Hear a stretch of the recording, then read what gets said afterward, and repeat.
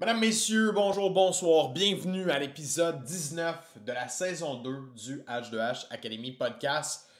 Cette semaine, très content d'avoir reçu Adrien Barbès, président de Vitrenet, qui vient nous parler d'innovation dans un domaine moins sexy, on pourrait dire, qui est le lavage de fenêtres. Comment est-ce qu'eux ont innové dans cette industrie-là, puis comment ils vont continuer d'innover dans les prochaines années, ce qui les garde, je pourrais dire, tellement compétitifs face aux autres entreprises. Ils regardent beaucoup la valorisation en long terme de la business, donc investissent énormément en ce moment. Vraiment intéressant de voir ça, vraiment intéressant d'en apprendre justement sur le pivot, le modèle d'affaires, qu'est-ce qu'on fait pour en arriver là.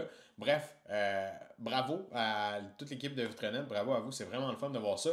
À nos auditeurs, j'espère que vous allez apprendre des points intéressants. Ça a été une discussion qui m'a marqué, puis que j'ai beaucoup de points que je garde de cette discussion-là, qui me font réfléchir à comment nous, on innove dans notre business. Donc, je vous invite à écouter attentivement. Je vous souhaite une excellente écoute. On se revoit juste après. Are you behind on your credit card bills? Good! Pick up the phone and start dialing. On vend pas comme on consomme, right? Malheureusement, tu laisses aller ton client à la compétition. Donc, mesdames et messieurs, bon matin. On commence ça en force avec Adrien Barbès de Vitrenet. Vitrenet, un peu comme qualité étudiant. On a reçu Elliot, ça fait quoi, deux semaines, je pense, dans le podcast, techniquement. C'est une entreprise dans laquelle moi puis Pierre-Luc principalement, a évolué. Puis, cette entreprise-là, dans le fond, qu'aujourd'hui tu es président, Adrien, ça fait déjà plusieurs années, je pense que tu es président d'entreprise, si je ne me trompe pas. Ben avec la COVID, là, on pourrait parler un peu du pivot tantôt, mais j'ai un peu imposé, emmené le pivot avec moi. Fait que là, je suis rendu associé avec Pierre-Luc, fond de la compagnie, puis président. OK. Donc, depuis, ça fait faire justement COVID, ça fait 4 ans à peu près, 4-5 ans. Avant ça, tu as été chez Vitrenet aussi, mais pas en tant que président. Fait que ça fait quoi? Ça fait une dizaine d'années que tu es dans cet environnement-là? Combien de temps? Ouais, c'est ma 10e année. 10e année. Fait que j'ai été franchisé dans l'ancien modèle étudiant, qu'Eliott a bien résumé. Dans le temps, il y avait une division qui s'appelait Go Gazon, qu'on essaie d'oublier, mais que je suis rentré dans le fond. Mais en fait, ça fait 11 ans, parce que je suis rentré avec Martin Lemay, que Pierre-Luc connaît, qui était le franchisé dans le coin de Belleuil-Saint-Hilaire dans le temps. Qui est d'ailleurs encore mon comptable aujourd'hui, fait qu'on regarde des bonnes relations. Puis je suis rentré comme employé pour lui, puis j'étais son gérant, j'ai même fait des ventes avec lui. Puis là, finalement, il m'a référé, dans le fond, pour rentrer dans le programme étudiant à ce moment-là. Puis la première année, j'avais été refusé, parce qu'il n'y avait plus de territoire, c'est ça qui est drôle. Fait que j'avais essayé de rentrer dans le Vitrenet comme franchisé, puis année 1, on m'avait refusé. Fait que, puis là, maintenant, je suis le président de la compagnie, fait que c'est un drôle d'addon. Mais au final, je suis rentré comme franchisé, ça s'est bien passé. Puis Go Gazon commençait à ce moment-là, puis il n'y avait pas nécessairement la structure nécessaire. Fait que j'ai un peu aidé le franchiseur à créer, dans le fond, toutes ses procédures de franchise. Puis on a développé ça ensemble, puis peu à peu, je suis devenu coach, dans le fond, pour aider les étudiants à partir de leur compagnie. Par la suite, je suis devenu directeur pendant que j'étais aux études au HEC à Montréal. Puis à la fin de mon bac, il y avait un poste de directeur général qui s'était libéré à ce moment-là. Je suis devenu directeur de tous les réseaux de franchise au complet, puis on était en 2019. Fait que je suis rentré comme à la fin de l'année 2019. Puis là, en 2020, on est parti comme des machines. On a recruté, je pense qu'il y en a parlé un peu, on a recruté 250 personnes. Là, la meilleure année de recrutement, on avait comme 12 recruteurs. On allait dans les écoles. Vous en avez parlé un peu dans le podcast avec Elliott, mais on rentrait dans les classes. On faisait semblant que c'était un programme entrepreneurial. On allait en avant. On passait un pad. Le monde s'inscrivait. On faisait des entrevues, des info sessions à chaque jour, puis on a recruté 250 personnes, puis on a fini à moins de 50 avec la COVID. Oh, wow. On a frappé un peu un mur, puis c'est à ce moment-là que je me suis assis avec Pierre-Luc, puis j'ai dit, tu sais, je crois moins au modèle étudiant, surtout dans le volet de Vitrenet, tu sais, pour revenir un peu dans l'histoire, Qualité étudiant a été bâti en 95, Vitrenet s'est ajouté en 2001. Puis le but de Vitrenet au départ, c'était un peu d'être l'école, si on veut, pour Qualité étudiant, c'est un peu le club école, comme le Rocket de Laval de Qualité étudiant, tu sais. Puis au final, Vitrenet a dépassé Qualité étudiant à un moment donné dans l'histoire, tu sais, avec des Pierre-Luc Murray notamment qui étaient franchisés, des machines de guerre comme ça. Puis le but, c'était d'avoir une récurrence. On voulait que les clients reviennent année après année, tu sais, parce que ce qui est le fun dans le lavage de vitre versus la peinture, c'est que ton client revient, puis c'est là que ça devient rentable parce que tu mets un coup d'acquisition au départ, puis par après, ton client continue, puis tu es capable de le rentabiliser. Mais qu'est-ce qui arrivait? Pierre-Luc est un bon exemple. Tu avais des très bons franchisés qui étaient là 2 ans, 3 ans, puis après 3 ans, ils partaient à leur compte ou dans d'autres projets. Puis à ce moment-là, on se ramassait avec 200 000 de chiffre d'affaires à remettre dans les mains d'un étudiant qu'on connaissait pas, qu'on venait de recruter sur un banc d'école. On était comme, vas-y, bonne chance. Puis souvent, ça se passait mal. Tu sais. Le modèle de franchise étudiante faisait moins de sens puisqu'il y avait justement une accumulation de clients puis une charge, en fait une valeur sur le long terme là, avec ces clients-là qui reprenaient le service de lavage de fenêtres année après année. Fait que exact. Ça a pris quand même un moment avant que vous fassiez le pivot, là, si je comprends. Ouais. Fait que c'est ça, tu sais. Fait que là, on se disait, on va en récurrence, c'est le fun, parce que les clients reviennent année après année. Puis qu'est-ce qui arrivait, c'est qu'on avait 2 ans très bons, parce qu'on avait des très bons franchisés. Là, on se ramassait avec des nouveaux qui étaient pas à la hauteur, ou que c'était trop gros la charge. Tu dois gérer 200 000 de chiffre d'affaires, tu as 17 ans, tu es au cégep, tu as jamais fait ça de ta vie, c'est un peu intense. Fait que la satisfaction, l'image de la compagnie, tout c'était pas nécessairement parfait, qui fait en sorte que, je disais à Pierre-Luc, moi je crois beaucoup au modèle de repartir à notre compte, puis à ce moment-là, en plus avec la COVID, on pouvait plus aller dans les écoles, fait que c'était comme une bonne excuse après 20 ans de faire un pivot, puis se dire, OK, ça marche plus, on peut plus recruter. Est-ce qu'on l'abandonne, puis on se dit ça marche pas, puis on continue juste avec la peinture, ou est-ce qu'on revire de bord Vitrinette, puis on part de notre bord? Puis à ce moment-là, c'est là que Vitrinette s'est séparé de Qualité étudiant. Qualité étudiant continue, sont excellents. Vous irez voir le podcast avec Elliott, puis il les résume très bien. Puis Vitrinette, de notre bord, on est parti à 100% corpo, si on veut, donc sans franchisés, sans étudiants. Puis peu à peu, on est reparti quasiment à zéro parce que durant la COVID, on se disait on pouvait plus retourner à l'intérieur des maisons parce que le monde était comme rentre pas chez moi, tu sais, puis on pouvait faire de porte à porte, le monde était comme on clique pas à la porte. T'sais. Fait qu'on a recommencé à zéro, on a fait des appels. Pierre-Luc, notamment, a été un très bon vendeur pendant la COVID pour nous. C'est vrai! C'est vrai que nos clients. Il a fait du renouvellement pour nous, ça s'est quand même bien passé. Puis au départ, on voulait être 100% modèle extérieur, fait qu'on voulait plus faire d'intérieur. On se disait, OK, on va avoir des camions un peu comme les compagnies de traitement de pelouse. Puis on va avoir des enrouleurs, puis on va automatiser ça, puis on va pogner toutes les rues, puis on va juste laver les vitres extérieures, puis on va y aller à chaque mois. Finalement, ce modèle-là a vraiment planté aussi. Fait qu'on est revenu voilà. Mais j'ai une question pour revenir à ce que tu disais sur justement le fait que vous embauchiez des franchisés, puis là, ils arrivaient dans le fond avec une clientèle, dans le fond, les nouveaux franchisés de 17 ans, puis c'était ça un peu l'enjeu. Parce que, tu sais, PL le fait, je sais pas, t'avais quel âge, PL, dans ce temps-là, une vingtaine d'années, peut-être? Ouais, je vais avoir 21 ans, je pense, quand je l'ai fait, ou 20 ans. Mais c'était ta première expérience, mais tu sais, toi, c'est parce que tu l'as créé, je sais plus combien de chiffres d'affaires que t'as fait, là, mais tu sais, je veux dire, c'est toi qui l'as bâti cette clientèle-là, fait que t'apprends de tes erreurs sur le tas en même temps. Là, t'avais des jeunes qui avaient pas d'expérience, qui avaient pas appris de leurs erreurs, puis qui avaient déjà 200 000 de chiffre d'affaires à gérer. Fait que c'est là que j'imagine que c'était tough de les former, de les coacher, puis de s'assurer qu'ils soient capables de gérer ça initialement, alors qu'ils l'avaient jamais vécu. C'était-tu des enjeux de coaching, de formation? Ça ressemblait à quoi? Ben, je te dirais, la vente, c'est quelque chose. Il y en a qui sont des gens qui sont des très bons vendeurs. Mais après ça, d'avoir un étudiant, surtout, ou même un entrepreneur qui est capable d'être polyvalent puis d'être complet, d'être capable d'être autant un bon vendeur que d'être capable d'engager des laveurs de vitres, puis de gérer des horaires, puis de booker des clients, puis de collecter des clients, puis de gérer des plaintes. C'est deux choses très différentes, puis vous devez le vivre. Il y en a qui sont très bons vendeurs, puis qui vont être vendeurs, puis c'est bien parfait, puis ils vont réussir leur carrière là-dedans, puis qui vont devenir directeurs des ventes, ou qui vont partir à leur compte dans une business de vente. Puis ils sont pas nécessairement capables de gérer des employés ou gérer des clients, puis c'est correct. Puis ce qui arrivait, c'est qu'il y en a qui étaient des très bons vendeurs. Mais je pense que Pierre-Luc, si je ne me trompe pas, vous étiez 2. Yeah, ouais, mais en fait, c'est ça. C'est que chacun avait son carré de sable. Puis c'est la même chose que j'ai reproduit dans H2H. On a notre carré de sable parfaitement établi. Tu sais, moi, la gestion opérationnelle, je suis capable, mais ça me répugne et ça me dégueule, tu sais. Fait que, c'est Kevin, à l'époque, là, Bergeron, Bergie, si tu nous écoutes, Bergie, c'est des bons souvenirs, mais ouais, moi, je chignais à tour de bras, puis je faisais juste envoyer ça dans la machine à saucisses, puis lui, il s'occupait. Je connaissais même pas le nom des laveurs de vitres, je pense qu'on en avait 28 à un moment donné, tu sais. Fait que, tu sais, mais je peux pas m'imaginer mettre ça dans les mains de quelqu'un qui est comme, pas expérience entrepreneuriale, voici 250 000 de contrat, t'as 1000 maisons à laver à Trois-Rivières, good fucking luck, baby, tu sais, c'est... Fait que vendre, tout ça pour dire que vendre versus gérer le client, c'est très différent, t'sais. Puis autant qu'il y en a qui étaient très bons, qui étaient pas bons nécessairement pour générer des clients, faire du porte-à-porte, signer des contrats, puis il n'y avait pas beaucoup de chiffre d'affaires comparé aux autres, mais durant l'été, ils étaient excellents à gérer leurs clients, puis ils faisaient plus d'argent que ceux qui avaient signé 2-3 fois plus que eux, c'était des bons gestionnaires. Fait que l'espèce de modèle en lavage de vitres, surtout, il y a un gros volume, versus la peinture étudiante, un moins gros volume. Puis je dis pas que c'est mieux, mais je dis simplement que c'est la grosse gestion de gérer beaucoup de clients, à coût de 100$, c'était quand même difficile pour un étudiant d'avoir autant de volume. Fait que c'est un peu de même qu'on a décidé de changer de modèle, de revenir de notre bord. Puis, veut pas, en faisant le pivot, on a découvert le commercial, fait qu'on fait de plus en plus de B2B. Puis nous-mêmes, on réalise que la gestion d'un client résidentiel à 300$ versus un client à 30 000$ commercial à Montréal, ben c'est pas du tout la même chose. C'est pas mal plus simple de gérer un client que 100 clients résidentiels.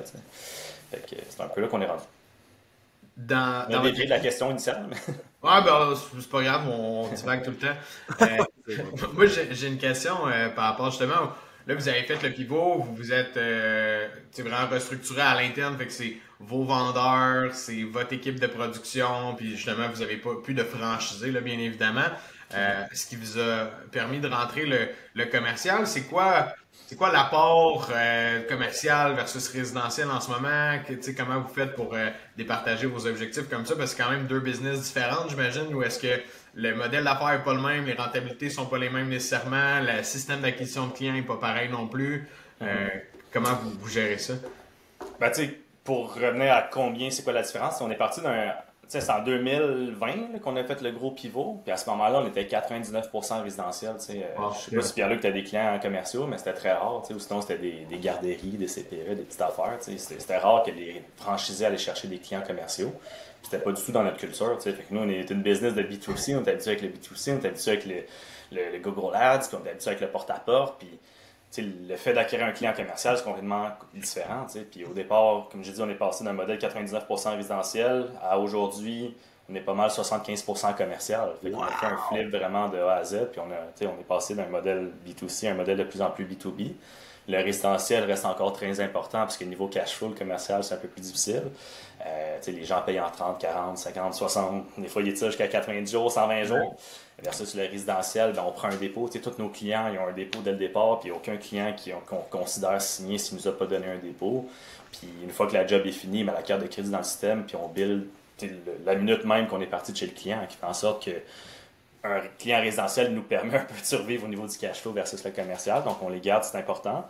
Mais pour revenir à ta question, l'acquisition du client est très différente. Puis depuis 2020, ça fait même pas 4 ans qu'on a fait ce pivot-là, puis ça a quand même beaucoup changé. Notre grosse croissance provient du commercial, surtout parce que c'est des gros clients qui nous réfèrent d'autres clients, puis c'est quand même très exponentiel comme marché. Tu rentres là, tu rencontres un gestionnaire, lui, il a comme un portefeuille de 10 bâtiments qui fait en sorte que tu es capable de grossir plus rapidement. Mais les publicités sont plus difficiles. Il faut que tu travailles pas mal plus fort pour acquérir un client commercial parce que si tu marques lavage de vitre commercial sur Google, on l'a essayé puis on a une très bonne agence. Puis le lavage de vitre est tellement fort qu'il va tout absorber. Fait que c'est parler doit être extra cher, là, mettons, avoir quelqu'un qui te contacte là, via justement des ads ou quelque chose comme ça. Pas si mal parce qu'il est tout blendé. Au final, comme j'ai dit, notre nom est quand même très fort. Vitrenet, honnêtement, c'est un nom qui est connu. Puis malgré tout, qu'il soit positif ou négatif, les gens connaissent quand même Vitrenet. C'est un nom qui parle beaucoup. Puis on ressort, on a 40% des parts de marché sur Google Ads. Fait que, on mange la compétition. Puis on est quand même très bon parce que le nom puis le mot-clé, dans le fond, ressort fort. Il va manger tous les autres mots-clés comme lavage de vitre commercial, lavage de vitre de copropriété et tout. Fait en sorte que... fait que vous êtes positionné pour sortir tout le temps sur Google puis que les gens vous retrouvent. Exact. T'achètes les mots-clés de tes compétiteurs, là, dans le fond, directement aussi? Ou... Non, on n'achète pas de compétiteurs. On croit pas que c'est selon moi, c'est pas une façon de qualifier des bons leads. Là, les gens le font contre nous, par contre. Ouais, ça, c'est clair. Parce que l'aspect, dans un marché comme ça, qui est hyper compétitif, on va le dire, c'est souvent celui qui est capable de payer plus cher pour aller acquérir le client qui va gagner à la fin de la journée. Là. Si tu es capable de te permettre un coût d'acquisition plus élevé, parce que tu as ta valeur long terme dessus, tu vas gagner. Puis c'est pas tout le monde qui le comprend. Là, genre, cette mécanique-là, il y en a qui ça leur fait chier, là, genre, de payer pour aller acquisitionner un client, mais ils voient pas le lifetime value qu'il y a en arrière. Là. On le vit avec Elinet, qui fait même pas de lavage de vitre. Puis eux, ils ont comme bêté tous les mots nettoyage possibles. Puis c'est comme notre plus gros compétiteur. Il y a nous à 40%, Elinet à genre 20%. Puis après ça, tous les autres joueurs. Puis là, tu sais, Elinet font même pas de lavage de vitre, mais ils sont tout le temps là. Fait c'est un bon exemple de ce que tu dis, qu'eux, ils ont juste manger le marché du nettoyage. N'importe quoi. Intéressant. Puis sais, si tu es limité au niveau du Google Ads, mettons, pour aller pomper ton commercial, tu sais, est-ce que vous avez mis en place de la prospection active, genre, parce que, tu sais, nos auditeurs H2H, on va jamais vraiment préconiser une approche de paper ads, là, ou paper lead, là. Au début, on va toujours aller faire du good old-fashioned cold call ou door-to-door, mais en B2B, pour des édifices commerciaux, là, on en a parlé ensemble, mais comme, tu sais, tu te sens à l'aise de nous expliquer un peu comment vous faites ça, tu sais? Ouais. Ben, il y a deux types de clients. Dans le commercial, tu as comme les clients qui autogèrent leur bâtiment. Par exemple, des syndicats de copropriété de condos, c'est un bon exemple. Ben, tu as les syndicats qui vont être autogérés, qui ont un conseil d'administration puis un président. Puis ça, c'est très difficile de savoir c'est qui prend la décision parce que c'est un humain comme moi et toi qui fait en sorte que tu ne trouveras jamais ses coordonnées en ligne. Puis la seule façon de le faire, c'est. Puis là, je vais donner des trucs à mes compétiteurs, mais c'est de débarquer directement dans le condo, puis tu rentres dans la porte, puis tu regardes.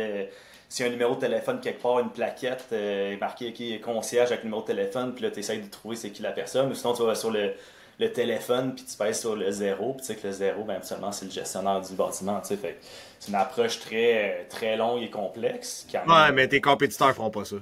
Personne fait ça. Personne fait ça. Fait que genre, tu peux bien le caler, mais personne va faire ça. Les autres, ils vont entendre que le téléphone sonne. Ouais, mais c'est drôle parce que c'est ça. Les gens, même si tu leur donnes la recette parfaite pour le faire, ils vont pas aller le faire. Là. Rares sont le monde qui vont oser. Exact. Fait que ça, c'est plus difficile. Par contre, où est-ce que c'est un peu plus simple pour nous puis plus facile. On est en train de monter un CRM sans rentrer dans les détails, là, qu'on a accès vraiment à une carte complète de tout le Québec. Puis en ce moment, là, on est en train de vraiment bâtir. On est rendu avec pas loin de 5000 prospects. Là, puis on est en train de créer tous les bâtiments possibles du Québec avec un code, dans le fond, de savoir est-ce qu'il a été prospecté, est-ce qu'il est estimé, est-ce qu'il est booké, est-ce qu'il est signé, est-ce qu'il est perdu, c'est qui a le contrat en ce moment, quand est-ce qu'ils prennent la décision. Puis on est en train de se bâtir un CRM vraiment solide avec plein d'automatisation. Ce que tu vois en arrière, dans le fond, c'est tout notre flow dans le fond d'automatisation pour relancer nos clients puis envoyer des courriels, des textos automatisés pour vraiment grinder. Jamais échapper une balle si le timing est là, ton automatisation le fait à ta place. Fait qu'il n'y a pas un humain qui peut échapper à la balle. Exact. Puis au départ, c'est moi qui le faisais moi-même. C'est moi-même qui envoyais les courriels puis les textos. Fait que c'était correct, je le faisais. Puis moi-même, l'année passée, à moi seul, j'ai signé pour 1,2 million l'année passée. Fait que ça se passait bien. Mais là, à un moment donné, si on veut scaler et on veut grossir, il faut embarquer des vendeurs. Puis tu peux pas les identifier que les vendeurs vont le faire aussi bien que toi. Fait que d'emmener des automatisations puis les aider à se concentrer à vraiment rencontrer les clients au lieu d'envoyer des textos, des courriels puis tout ça, ben, ça les aide à mieux performer. C'est ce que j'aime dans l'automatisation puis des CRM, c'est qu'à un moment donné, l'erreur est humaine aussi. Là. Hier, c'est drôle, hier soir, Nick, notre directeur des ventes, c'est une bombe, c'est une machine de guerre. Là. Mais il a oublié de faire un follow-up pour un concessionnaire qui voulait nous signer un tabarnak de gros deals. Puis là, ils m'ont écrit genre 6 semaines qu'on n'a jamais eu de nouvelles. L'erreur est humaine, ça l'arrive. L'automation, elle a fait en sorte qu'elle va te spammer de notifications, ils vont l'envoyer ou quoi que ce soit. Fait que ça arrive. Fait que ça, c'est bien que vous soyez plus orienté en AI et compagnie. Là, moi, ce qui m'arrive souvent, c'est, exemple, mon partenaire me réfère quelqu'un, puis il se fait dire que c'est harcelant, même, ton président. Puis moi, c'est le plus beau compliment que je peux savoir, c'est harcelant. Je suis comme, Chris, ça répond. Je veux dire, c'est ma job, c'est de faire. Vaut mieux l'être plus que pas assez, parce que pas assez, tu vas échapper des deals. Mais je trouve ça intéressant dans le contexte justement des longs cycles de vente. C'est là que tu vois que le vendeur, il va l'échapper la balle, là, no matter what. Là. Tu lui dis, hey, fais un follow-up le 1er mars sur tel lead, tout ça. Il arrive d'autres choses entre-temps, t'es dans le jus, tu passes tout droit. Même si c'est marqué dans le CRM, là, mais c'est tellement loin dans ta tête que comme des activités comme ça, il y en a des gens très très sharp qui sont capables de le faire, méga structurés, mais ça reste qu'il n'y a rien de mieux que de mettre justement de l'automatisation puis essayer de simplifier tout ce processus-là parce que j'imagine votre cycle de vente, c'est pas 3 semaines là, avec un mandat comme ça. Là. Non, ben, ça dépend. On est encore en train d'apprendre, honnêtement. Puis moi, je suis très humble dans mon approche. Puis ça fait. En réalité, là, en 2020, 2021, on était peut-être à 10% commercial, puis peu à peu, on a grossi, puis ça a comme explosé, mettons, l'année passée. Mais avant ça, on n'en faisait pas vraiment, puis c'était moi, puis on a appris sur le tas un peu, puis il n'y a pas de spécialiste B2B, on dirait en vente, même si c'est spécialisé dans le B2C, fait qu'on apprend beaucoup, puis on est en train de développer des réflexes pour le faire. Mais des cycles de vente, il y en a des fois que ça prend un jour, il y en a des fois que ça prend un mois, fait que c'est ça qui est difficile. Puis il y en a qui prennent la décision au mois d'octobre, puis il y en a qui apprennent au mois de mars, puis il faut le faire au mois d'avril. Fait il n'y a comme pas de réponse magique de dire, OK, c'est à tel moment que telle personne prend telle décision. Mais tu sais, on essaie de tirer partout, d'être partout, puis d'avoir une intelligence en arrière, de se créer des suivis. Puis tu sais, moi, ce que je réalise, à l'avoir vécu, ça fait comme 2 ans que j'en fais vraiment, ben, ça prend au moins une bonne année, tu sais, de créer ton pipeline, puis d'un peu, tu sais, partir la roue, puis de faire en sorte que tous les appels que tu as fait au mois de janvier, ça se peut qu'ils payent au mois de novembre. Puis ça se peut que les gens finissent par te répondre. C'est là que je trouve hot votre pivot parce qu'on en a côtoyé rendu à genre 700 personnes de coachés. Là. Sérieux, là, je pense que je peux y compter sur les doigts de ma main le nombre de monde qui ont ta discipline puis ta rigueur de bâtir un funnel, de faire des follow-up aussi assidus. Puis je pense que c'est un des ingrédients de votre succès à cet égard-là, définitivement. Puis moi, ce qui m'a le plus frappé dans ce que tu as dit, c'est que maintenant, le résidentiel, c'est un moteur juste pour venir fueler le cash flow. Genre, j'ai adoré ça parce que c'est une réflexion stratégique que j'entends très, très, très rarement. Puis j'étais en train de challenger justement un de mes clients qui est dans la construction. J'étais comme, ben belle ta division commerciale, là,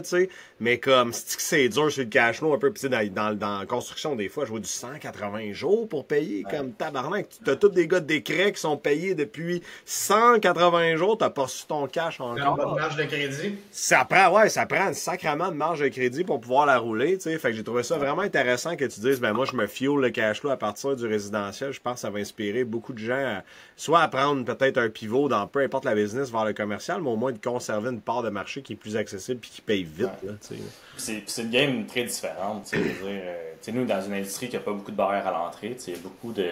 On a des milliers de compétiteurs, tu sais, qui font en sorte que... Puis qu'est-ce que je trouve intéressant, c'est que soit que les gens restent du côté résidentiel, soit qu'ils restent du côté commercial. J'en connais que, mettons, là, on commence à faire des gratte-ciels à Montréal, on commence à signer des grosses tours, des gros hôtels à Montréal. Puis il y en a peut-être 5-6 gros joueurs qui font des tours à Montréal, puis il y en a 2 à Québec. Puis, mais personne dans cette gang-là va faire du résidentiel. Puis vice-versa, personne dans le résidentiel ose s'attaquer au tour parce que c'est trop compliqué, c'est trop... technique, qui fait en sorte qu'en ce moment, comment on se démarque beaucoup, c'est d'être partout, puisque souvent le gestionnaire va gérer autant des grosses tours que des plus petits. Puis aussi, on est les seuls qui sont partout au Québec, qu'on couvre d'Ottawa jusqu'au Saguenay. Qui fait en sorte qu'on se démarque, on est capable de signer des deals provinciaux. Puis, exemple, Urgel Bourgie, les centres funéraires, ben, on les fait tout au Québec. Fait. Wow! Si t'en prends juste un, c'est un contrat de 500$, c'est intéressant, mais à la fin, on les fait tous, puis ça fait en sorte qu'on a un contrat de. Les franchisés, ce genre de business-là, c'est sûr, ils font confiance à une place, ils veulent te partager à tout leur réseau au complet. Là. C'est beaucoup plus simple aussi au niveau opérationnel pour eux d'avoir le même fournisseur partout. Si c'est une personne qui paye pour tout le monde, fait que. Quand ils ont ça, j'imagine que là, tu vas te démarquer de la compétition quand même pas pire. Là.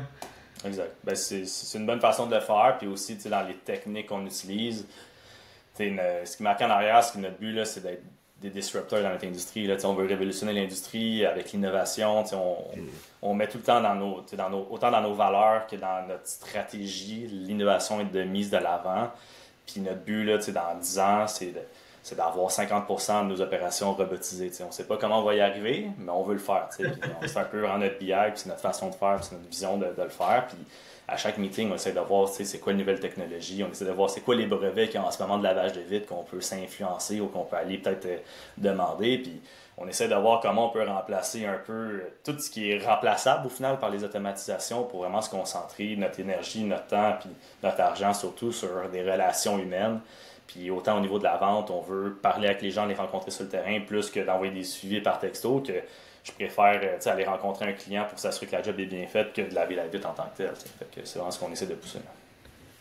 C'est-tu genre des... Quand tu dis des robots, là, moi je pense au gratte-ciel, là, on dirait, là, genre de comment que ça va se laver. Est-ce que c'est genre il y a des technologies qui font en sorte que tu n'auras plus rien à faire, t'installes de quoi, puis ça va tout se laver, merci, bonsoir. Genre, comme j'ai dit, ça, j'imagine, tu sais. Comme j'ai dit, j'ai pas la réponse. On sait pas comment on va y arriver, mais en ce moment, on est en train de tester avec des étudiants de l'ETS, dans le fond, qui ont parti un drone. C'est un drone, dans le fond, qui pilote du sol puis qui lave à pression, dans le fond, les vitres. Ah oui, j'ai vu ça sur TikTok. That's fucking amazing, c'est vrai. Fait que, mais tu sais, en ce moment, c'est juste que les technologies sont pas assez poussées pour dire 100% de mes opérations deviennent de même. Puis le résultat n'est pas nécessairement.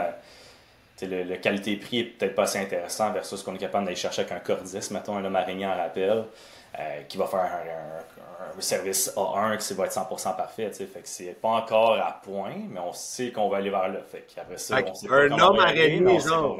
Explique-nous donc ça pour ma Ça curiosité. doit coûter cher, ça, quelqu'un Quand qui fait tu ça. dis, là, il s'attache au plafond, puis il se laisse en descendre en rappel, puis il lave les vitres, là, comme on voit dans les hôpitaux, là, qui se déguisent en Spider-Man, genre.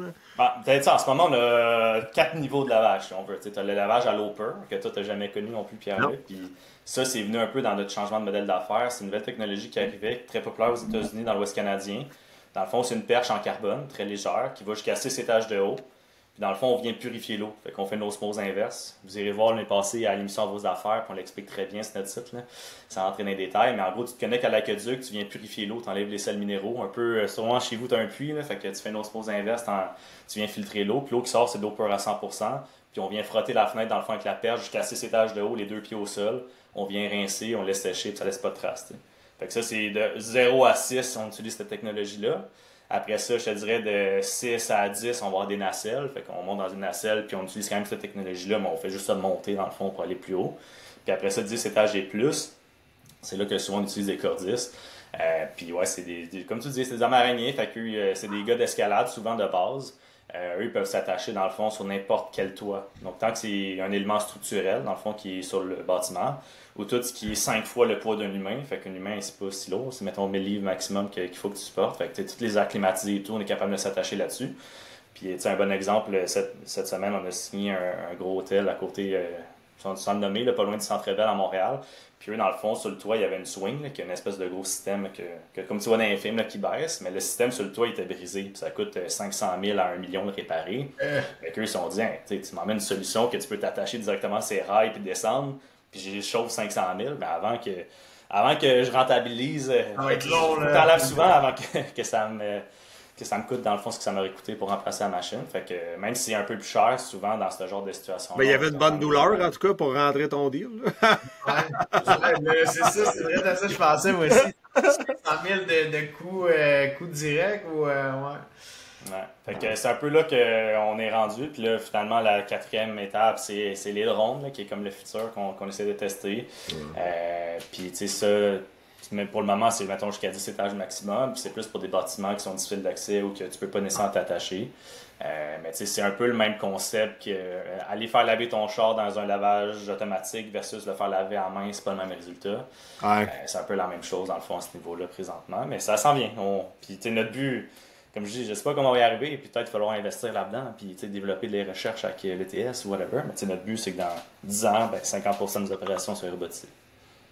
Ouais, ça va vous démarquer de la compétition, de vouloir rester comme ça. Puis je sais pas, votre compétition aussi, comme c'est quoi leur vision d'avenir. Mais tu sais, toi, t'es jeune, tu sais, dans le business, tu vois longtemps. J'imagine que tu dois rester là longtemps. C'est pour ça que t'es capable d'avoir cette vision-là aussi. Là. Il y a du monde qui ont une belle business comme ça. Puis j'imagine que tes compétiteurs doivent faire des années qui sont là, peut-être dans le commercial, là, les plus gros. Puis eux autres, des fois, ils pensent juste à calisser leur camp. Puis sans crise de qu'est-ce qui va s'en venir dans 10 ans. Puis, parce que moi, je le vois beaucoup, là, il y a du monde qui sont comme. C'est pour ça qu'il y a énormément de reprenariat aussi en ce moment. Là. Les gens, ça leur tente pas de tout s'adapter à toute la technologie, tout ce qui s'en vient, parce que de un, ça coûte cher, c'est demandant, faut tout tu réadaptes tes opérations, faut tout tu réadaptes ta façon de travailler. Je trouve ça hot que tout est comme on surfe la vague all the way long, puis ça va tellement valoriser la business aussi sur le long terme. Là. Puis il faut, tu sais, les gens ont peur un peu de l'intelligence artificielle, puis ils ont peur un peu de ça, mais le but ultime en ce moment des drones, là, c'est que, un peu ce que tu me disais au début, c'est qu'au final, eux, ils sont en train de créer un système qui automatiquement, ça va reconnaître dans le fond la grosseur du bâtiment. Quand tu vas sur Google Maps, ça va sortir le prix automatiquement, puis ça va rentrer dans leur système automatiquement que le drone, ben, ça va prendre tant de temps. Puis là, il va y avoir quelqu'un qui va dropper le drone à terre, puis le drone va faire le lavage par lui-même. T'sais. Ça, c'est le futur qui vise eux. Ça va-tu être. Mais ça va arriver. On ne sait pas. Ça va arriver parce que j'ai vu, aux States, ils sont vraiment plus en avance, là, en passant. Moi, je suis 2 trends en ce moment, là, parce que, tu sais, je fais de la recherche de gibier blessé avec mon chien, là, mais aux States, ils sont rendus qu'ils font ça au drone, avec détection thermale. Ça prend 10 minutes pour le chevreuil dans le bois. Il s'en va de même, zoup, zoup, zoup, zoup, zoup, zoup. Oh, il est là, il allume sa cam, il voit, il est là ton chevreuil. Ils partent puis ils vont le ramasser. Débile. Deuxième affaire, ils arrosent les champs avec la pesticide. Au lieu de rentrer avec les gros tracteurs invasifs qui détruisent les cultures, ils envoient le drone avec, c'est sûr qu'il va couvrir moins large que le tracteur, mais il détruit pas. Fait que c'est un autre trend. Puis je l'ai vu ici, ça. J'avais un client que j'ai coaché one-on-one en vente, là, le frère à Barmettler, là. Il fait ça dans Drummondville, Victoriaville, dans ces coins-là, en tout cas. C'est ça. Fait que, tu sais, moi, dans 10 ans, j'achète ça, c'est sûr. Puis tu sais, le monde, on parle d'intelligence artificielle. Hier, j'ai passé une journée là, de formation avec l'expansion PME sur justement l'intelligence artificielle, la créativité et l'innovation. Puis une des stats que j'ai retenues, puis ça touche un peu moins nous, mais ça doit toucher certains de vos clients, c'est en ce moment, il y a un programmeur, c'est un site, je sais pas c'est quoi, dans le fond, c'est l'intelligence artificielle, dans le fond, qui est un codeur, là, qui fait de la programmation. Il y a 2 ans, il était 10 millième meilleur codeur au monde, qui est déjà très bien. Là, aujourd'hui, il est rendu 250e meilleur codeur au monde. Puis il prévoit qu'à la fin de l'année, ça va être le meilleur codeur au monde. Fait, il n'y aura plus de meilleure personne pour coder que ce système-là à la fin de l'année. Fait, on pense souvent que c'est loin, mais c'est très bientôt. Il faut y penser puis il faut s'adapter, mais bref, on divague un peu de la vente. Non, mais c'est bon, on n'a pas besoin de parler de la vente. Moi, je trouve ça intéressant parce que c'est quand même entrepreneuriat related, là, en voulant dire c'est important. Puis, tu sais, dans l'industrie, j'ai l'impression, c'est peut-être moi qui se trompe, là, parce que peut-être je le vois pas avec les clients avec qui on jase, mais dans l'industrie qui est plus, je vais dire, construction, service, que ce soit lavage de fenêtres, même du gazon, dans rénovation, etc. C'est long avant de venir intégrer les choses. T'sais, on le voit, là, j'ai des clients qui sont sur des Excel, des business de 5 millions par année, là, sur des Excel sheets, des Google Docs, puis encore là, des fois, c'est papier et Chris, là.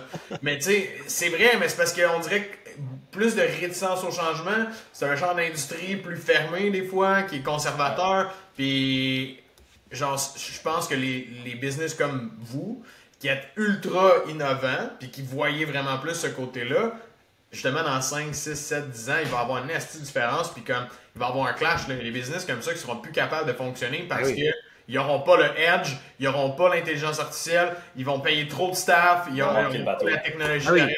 J'ai bien hâte de te voir quand tu as une job 40% en dessous du prix de l'autre qui engage son homme araignée, puis que là, le client va faire comme comment c'est possible, mais toute ta technologie est payée, ça fait 5 ans, fait que tu peux te permettre de shorter les prix. Sérieux, je pense qu'il ne faut pas ignorer cette présence-là, il faut l'embrasser puis en faire bonne utilisation, ceci dit. Ouais. Ça fait chier sur le coup. Des fois, ça fait chier parce que même moi, quand je te montre « Hey, il faut qu'on mette ça PL, l'automatisation. On a-tu vraiment besoin de ça, là? Ça coûte cher, tabarnak. » Je suis comme... Ouais, tu sais, pour vrai, je sais pas comment vous investissez, Adrien, là, mais dans nos différents projets, il me semble qu'on a mis pas loin de 75 000 là, depuis 12 mois. C'est rien pareil. Je sais que c'est rien, mais moi, je suis comme... moi, je suis vieux jeu là, dans le duo, là, je suis comme... c'est beaucoup d'argent, je trouve, tu sais. C'est facile éventuellement, par contre, il y en a tellement de SaaS et de systèmes d'automatisation de se perdre là-dedans. Je pense qu'il y a encore certaines pratiques humaines qui vont quand même rester plus rentables. T'sais, nous, exemple, en ce moment, on travaille avec Franco Staffing, avec David Grégoire, notamment pour... On a des prospecteurs au Madagascar, des Malgaches. Puis, ce monde-là coûte moins cher puis sont plus efficaces que du Google Ads ou que de faire des automatisations, parce que eux, c'est vraiment une vraie approche humaine. Puis, toutes les leads qu'ils me génèrent, mettons qu'ils m'en emmènent pas tant, ils m'en emmènent peut-être 3 estimations par jour. Mais, ils me coûtent... 10$ de l'heure, fait qu'il me coûte 80 par jour, fait qu'il me coûte, mettons, 25$ le lead, puis mon Google, il me coûte 30-35$ le lead, t'sais. Fait que des fois, sur le coup, t'es quand même, c'est cher, ça me coûte 1500$ par mois, t'sais. Puis mon partenaire est comme, 1500$. Ben, à la fin, quand mais l'encoût d'acquisition, c'est un stream comme un autre, mais hey, bravo d'avoir craqué ce code-là, parce que, j'ai testé au Maroc, j'ai testé à plusieurs places pour le cold call, puis ça a jamais marché, genre. Ouais. Ben, nous, ça marche quand même bien, mais tu sais, c'est sûr que c'est du monde qu'il faut que tu structures. Le système qu'on est en train de mettre en place, le CRM, les listes, tout ça qu'on bâtit, ça nous aide beaucoup. Là, pour donner, je te donne un exemple. Là, on est des seuls dans l'industrie qu'on va sur LinkedIn. Là, je dis à la fille, OK, là, sur LinkedIn, tu vas aller chercher tel gestionnaire immobilier. Puis là, dans le fond, tu vas aller tout pogner dans les noms des gestionnaires immobiliers. Tu vas mettre ça dans un Google Sheets. Puis après ça, on va aller trouver sur un site internet un exemple de courriel. C'est tout le temps les mêmes templates, là, c'est soit PISIR ou patrice.sir. Puis là, on met ça, on pousse ça dans ChatGPT, ça me crée une liste. Puis okay, là, on les appelle tous un par un. Puis là, on est très actif dans la prospection qui fait en sorte que... Mais tu as du support alentour de ça, c'est ça que j'entends. Là, la façon dont tu travailles avec des gens comme ça, il faut que tu les encordes énormément. Là, parce que je pense que bien souvent, des fois, on essaie d'engager freelance ou peu importe, puis on se dit ça va se faire tout seul, mais tu n'as pas les résultats parce que tu n'encordes pas suffisamment aussi. Chaque matin, on a un daily, on a un daily huddle qu'on se parle à chaque matin faire un retour, on voit si on a des blocages, on les encadre. Après ça, à chaque semaine, on a un meeting hebdo sur les ventes, puis on essaie de les inclure avec les vendeurs sur le terrain aussi, ça crée une relation, puis je veux pas, même s'ils sont à l'extérieur, puis qu'ils travaillent dans des heures de nuit, puis quand même fou, mais eux, ils sont très heureux là-dedans, puis il paraît que David, là, il est très bon, là, mais... Ben, on l'a reçu sur notre podcast en passant. Là. Okay. On en a parlé de long en large. Mais tu sais, j'ai une curiosité pour toi. Puis c'est une question qui est sensible quand même là, au Québec. Là. Mais je pense qu'avec la montée de l'immigration qu'on a au Québec, les gens sont de plus en plus ouverts à se faire appeler par des gens de d'autres nationalités. Est-ce que tu considères que ça facilite leur travail de prospection? Parce qu'à l'époque, c'était très, très, très difficile d'avoir quelqu'un qui n'était pas un blanc québécois, tu sais, en campagne, et c'était l'enfer, comment c'était compliqué. Puis je veux pas mettre une étiquette sur que les gens étaient racistes ou pas, mais Chris, ça empêche qu'on voyait que les KPI étaient vraiment compliqués. Fait que par curiosité, selon toi, est-ce que justement, il y a une ouverture par rapport à ce que ça soit pas nécessairement un Québécois de la ville qui appelle, là, tu sais, là? Ben, honnêtement, premièrement, les Malgaches, ils ont un accent très français de France. Ils parlaient mieux que moi et toi. Moi, je trouve que c'est un français quasiment international. Fait que tu réaliserais même pas que c'est des Africains. Fait que même ce jugement-là, puis ce jeu-là qu'il pourrait avoir, que bien des Québécois, je crois encore, existent moins. Puis, un bon exemple, mes deux vrais vendeurs sur le terrain, c'est deux Français également. Fait que ça tombe que toute ma gang, c'est des Français. Puis, après ça, moi, je le vois pas dans le commercial. C'est du monde... je sais pas, c'est des gestionnaires, peut-être sont plus habitués de tirer avec ça, mais je le réalise moins. Je crois que dans le résidentiel, ça peut arriver plus, mais je pense que c'est un blocage aussi. Tu vas en avoir 1 ou 2 sur 5 qui vont être comme ça, puis tu vas comme sticker là-dessus, puis tu vas juste te rappeler de ça, mais au final, non, je vois pas de problème avec ça. Ouais, mais je pense que plus aussi on avance, puis plus qu'il y a de l'immigration aussi. Fait en sorte que les clients sont des immigrants aussi à un certain point, donc tu sais, c'est plus facile à ce moment-là. Là. Non, mais parce que j'ai vécu t'as raison, là, t'as crissement raison. Des choses traumatisantes à cet égard-là. Ouais, moi, ici à Joliette, là, j'avais des gens embauchés, justement, des gens qui d'une autre nationalité, puis quand on arrivait pour cogner des portes dans la Nadia, désolé, mais c'était de l'hostie de merde, là, vraiment, genre, il manque de respect de la part des habitants du monde ici. Là. C'était pas le fun. J'avais engagé un Afro-Américain à Trois-Rivières parce qu'il y avait de la misère à se trouver de l'emploi. Alors, on recevait 92 CV de ça, des doctorats, des maîtrises, c'était capoté pour faire du porte-à-porte. Fait qu'à un moment donné, il y avait tellement un delivery de feu. C'était une machine. J'étais comme, let's go, on s'en va en porte-à-porte ensemble. Sacrément, on a cogné 3 portes. La madame, elle a appelé la police. Il y a 6 chars de police. Puis là, elle dit, il y a un noir qui est en train de vouloir voler nos maisons. Sacrément, man, je capotais, là, tu sais. Fait qu'ultimement, c'était un enjeu qu'on avait parce que si j'avais pu être multiculturel au sens large, ça aurait été incroyable, la workforce. Mais là, je parle, il y a 15 ans. Là, j'espère, Carlis, que ça a changé. Fait que c'est pour ça que je posais cette question-là, honnêtement. Là, ouais. Mais honnêtement, j'ai l'impression que ça a changé, mais pas tant non plus. Je pense que ça dépend. J'ai entendu en parallèle, dans la qualité étudiant, c'est difficile d'engager des représentants qui vont faire du porte-à-porte ethnique. Je veux dire, les gens sont encore fermés. Puis, de base, les gens sont de plus en plus craintifs. Fait que, on dirait que ça accentue leur crainte. Avec la fraude et ces choses-là, là, il y a comme une grosse vague de ça aussi là, dernièrement, j'ai l'impression. C'est triste, somehow, parce que honnêtement, je veux être inclusif, moi, je veux vraiment. Puis quand le client il t'empêche de pouvoir être inclusif, c'est un peu de la merde. C'est pour ça que je te pose cette question-là, mais merci pour ta réponse qui est super claire. Puis je pense qu'effectivement, dans le commercial, l'approche va être très différente que dans le foyer de Ginette au Saguenay-Lac-Saint-Jean.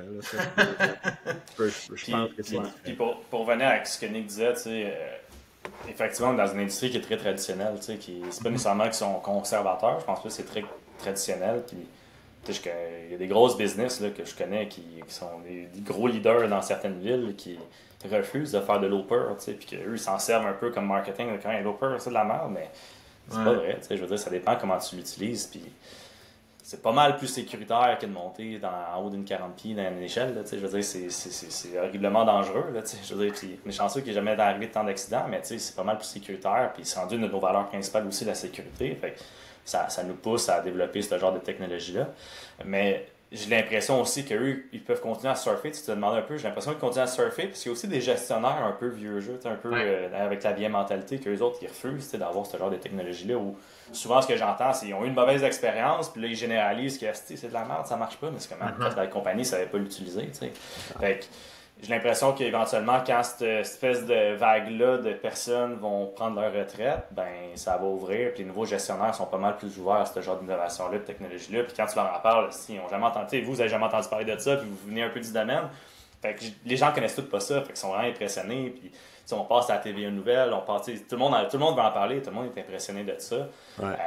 Donc ça donne une bonne crédibilité aussi, puis ça fait en sorte que peu à peu, ben, les gens qui veulent pas se mettre dans ce moule-là vont se faire tasser, selon moi. Ben, je suis d'accord avec toi. Tu fais ça. De toute façon, la résistance au changement, c'est un concept qui est quand même présent depuis de nombreuses années. Nous, on a des gens, là, pis ça m'arrive beaucoup là, dans le pipeline ces temps-ci, c'est des gens qui ont à peu près entre 50 et 60 ans, puis là, ils se rendent compte que le bouche à oreille, ça commence à être difficile, puis qu'il y a des jeunes de 25 ans qui ont 75 000 followers sur Facebook ou TikTok, puis leur bouffe leur part de marché, genre, pis sont comme, je fais quoi maintenant, tu sais? Là, je fais juste tester leur résistance au changement, man, ils sont vraiment pas prêtes, là, sérieux, là, tu sais. Fait que je suis d'accord, puis je le feel, là, je suis obligé de les disqualifier et de dire, ben, je serai pas la bonne ressource pour t'aider parce que ça va être compliqué, là, tu sais. Puis, tu sais, on parlait de reprenariat, tu sais, moi, je fais l'école d'entrepreneurship de bourse en ce moment, puis dans mon programme Émergence, c'est beaucoup de repreneurs. Puis moi, je suis un espèce de repreneur fondateur, tu sais, puisqu'on a reparti une business, mais j'ai quand même repris la business de Pierre-Luc, puis il est encore associé avec moi aujourd'hui, mais je suis très chanceux qu'il soit ouvert autant au changement puis qu'il fasse autant confiance, qu'il me laisse aller de mon bord parce que j'entends des histoires, surtout familiales, d'horreur, là, dans des milieux comme plus traditionnels, des usines, de la construction et tout, que les parents refusent catégoriquement d'accorder du changement puis sont quasiment méchants avec la relève. Puis je suis comme, mon Dieu, moi je vis pas ça en ce moment. On en voit des histoires comme ça, honnêtement, là, on en voit amplement. Il y a un gros blocage, fait que c'est poche parce que ça bloque la créativité. Puis un peu, hier, la journée. Un moment que j'ai retenu, c'est d'essayer de créer dans ta business des moments créatifs. Que c'est des 10 minutes ponctuelles que, dans le fond, tu vas créer, tu en as un sujet quelconque, qui a un problème que tu vis. Oui, tout le monde va pitcher ses idées. Tu enlèves toutes les barrières possibles, les barrières de budget, les barrières psychologiques de comment on va le faire. Puis le monde va emmener des idées complètement folles. Puis ça va permettre d'avancer, d'apporter des solutions que tu n'aurais peut-être jamais pensé. Puis même si c'est un technicien sur le terrain qui lave des vitres, ben peut-être que lui a une vraiment bonne idée sur comment aller chercher un gratte-ciel en vente. T'sais. Fait que la pire chose qui peut arriver dans une business, c'est de casser des idées et de briser les idées parce qu'après ça, les gens vont plus vouloir en donner. Puis ça se peut qu'il y ait 99 mauvaises idées, mais la centième, c'est peut-être la bonne. Puis tu l'as cassé dès le départ, mais il ne se rendra pas à cette centième bonne idée-là. Fait que casser la créativité, c'est la pire chose que tu peux faire dans une business. Puis je me mets un peu dans il y a 2-3 ans, puis je l'étais peut-être un peu. Puis j'étais quelqu'un qui était un peu plus bloqué dans mes idées, puis c'était ma façon de voir, puis le monde me suivait, puis j'étais un leader très comme, OK, je montre l'exemple, suis-moi, puis embarque-moi, puis de plus en plus, j'essaie de déléguer, puis j'essaie de mettre de la place à mon équipe, de la créativité et tout. Puis, on avance pas mal plus vite depuis que je fais ça. C'est important de mettre en place. Puis, bébé, c'est quoi tu fais? C'est Émergence ou c'est l'autre? Émergence? Puis, à date, ton verdict, c'est sharp, c'est bien. J'entends juste du positif, là. Je voulais avoir ton c'est excellent. Je suis rendu à mon 3e séjour. J'allais pas là pour un réseau, puis finalement, c'est un très bon réseau. Il y a plein de business qui autant je me suis trouvé un fournisseur pour faire des formations pour faire de la swing, que j'ai trouvé des futurs clients, que je suis en train de me faire des bons amis, tu sais, puis c'est très poussé sur l'entrepreneur, puis sur toi-même au départ, tu sais, fait qu'il faut que tu apprennes à te connaître pour être capable éventuellement de savoir comment gérer ta business, puis comprendre que tu as des forces, puis comprendre que tu as des faiblesses, puis éventuellement, ben, c'est comment tu travailles là-dessus pour pousser ça vers ta business, puis travailler sur la vision, puis un peu tout ce qu'on a fait, la raison d'être, le why, tes valeurs, puis mettre ça en place. Puis c'est pas mal plus fort quand tu l'as, puis tu le véhicules comme du monde, que de juste mettre ça sur ton mur pour dire il faut que je fasse des valeurs. Fait que c'est un peu ce qu'on a fait dernièrement. Tous les clients qu'on a eus qui viennent de là, c'est toujours des bons coups, honnêtement, avec ces clients-là. Du moins, la majorité. Là, parce que tout. Ouais, non, c'est ça. Puis, Émergence, le feedback que j'avais, c'est que la plupart du temps, les gens, justement, étaient plutôt fermés dans leur conceptualisation, très, très faible au niveau des émotions, puis qui ont appris à un peu mieux dealer avec leur ressenti émotionnel, puis plus connecter humainement avec les gens. C'est un feedback que je reçois, là, ça fait comme 4, je pense, là, qui a vraiment amené à changer leur dimension en tant que gestionnaire, puis leur capacité de leadership. Là. Fait que, intéressant. Ils sont faciles à travailler. Moi, c'est ça que je trouve, parce que j'ai été en coaching après ces gens-là pour la vente, puis je trouve que c'est le fun de travailler avec des gens qui ont justement pas de barrière ou qui sont comme là pour innover, là, puis voir un peu l'aspect créatif de ça. Fait que ça Ça ouvre des barres. Puis, Bon pour puis nous. l'autre chose qu'on réalise beaucoup, tu sais, puis le réflexe de l'humain, c'est toujours de voir le négatif en premier, tu sais. Puis qu'est-ce qui arrivait dans le temps, c'est que, tu sais, quand on était des homo sapiens, là, puis qu'on était avec des mammouths, ben, on prenait pas le temps d'enjoy la vie, puis de prendre une fleur et de dire c'est beau. On est tout le temps en mode il faut se cacher, puis on voyait que le négatif, on voyait jamais le positif des choses. Fait que l'humain a grandi en voyant que du négatif, qui fait en sorte qu'en ce moment, ben, on va toujours essayer de travailler sur les faiblesses du monde. Puis on va dire, OK, si lui est pas bon là-dedans, je vais le faire payer des formations pour qu'il devienne meilleur. Au lieu de se dire, ben, je vais travailler sur ses forces, puis je vais travailler sur les forces. Même chose pour moi-même, c'est comme. En bas, ce que tu réalises, c'est que Chris, j'ai des forces, j'ai des faiblesses, puis mes faiblesses, c'est correct, mais au lieu de travailler à tant vouloir améliorer mes faiblesses, je vais me concentrer sur mes forces, puis je vais trouver quelqu'un que je vais être capable de déléguer ce que je suis moins bon, puis ça va être encore mieux pour la business. Fait que, C'est smart. je pense que quelque chose, un très bon apprentissage qu'on a poussé, c'est pas mal ça. C'est vraiment bon, ça, j'aime ça. Très intéressant.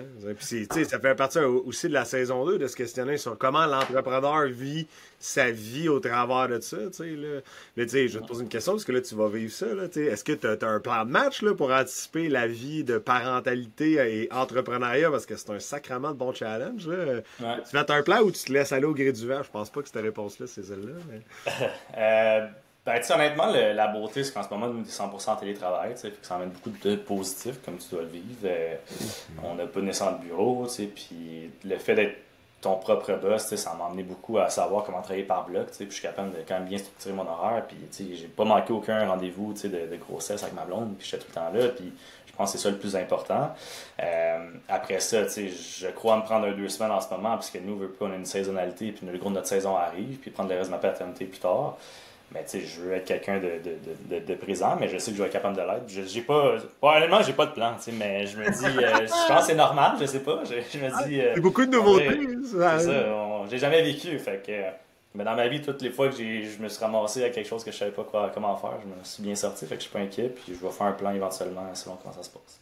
Ah, ben, parce que si je peux te dire une chose de mon vécu, c'est que tu te fais un plan, 3 jours après, il y a une nouveauté qui arrive, là, tu sais, genre, tout va bien, paf, elle développe des coliques, là, t'es comme, oh shit, là, ça dort plus pantoute, là, genre, tu sais, ce moment-là de ma vie, on dirait que je vivais en parallèle dans ma vie, c'était fucking raide, là, tu sais, fait que... C'est comme en business, ça sert absolument à rien de faire un plan, il va changer dans 2 jours anyway.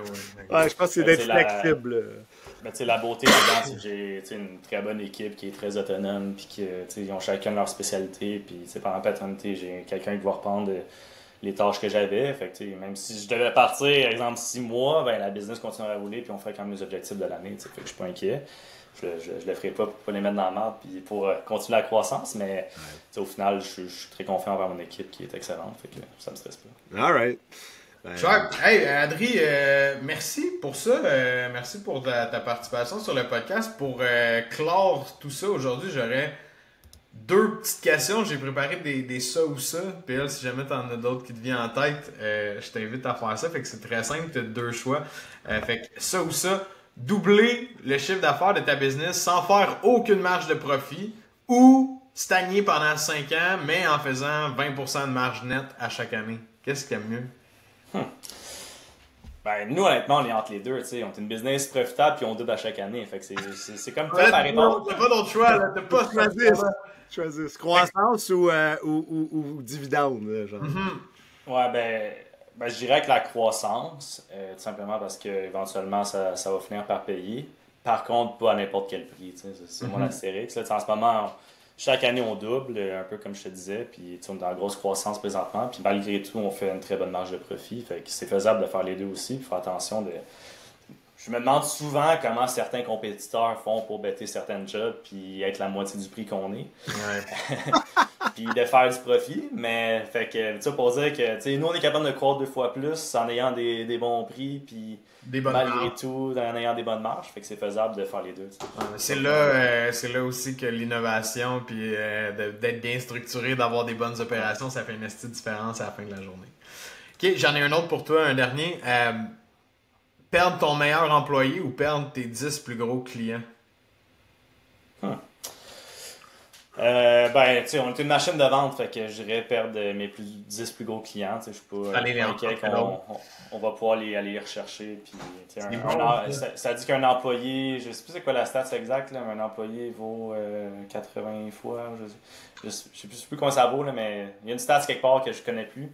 mais que le fait de perdre un employé clé dans ta business vaut pas mal plus cher que perdre tant de dollars de chiffre d'affaires. 100%. Moi, j'en ai une dernière. Mettons, là, y a-tu de l'espoir qu'il y ait un retour d'un réseau de vente étudiant dans Vitranet pour que tu sais, genre un canal d'acquisition porte à porte, mettons. Pur et dur, s'occupe pas de la prod, juste un canal d'acquisition. Est-ce qu'il y aurait de l'espoir de revoir ça un jour ou genre c'est complètement dead for you?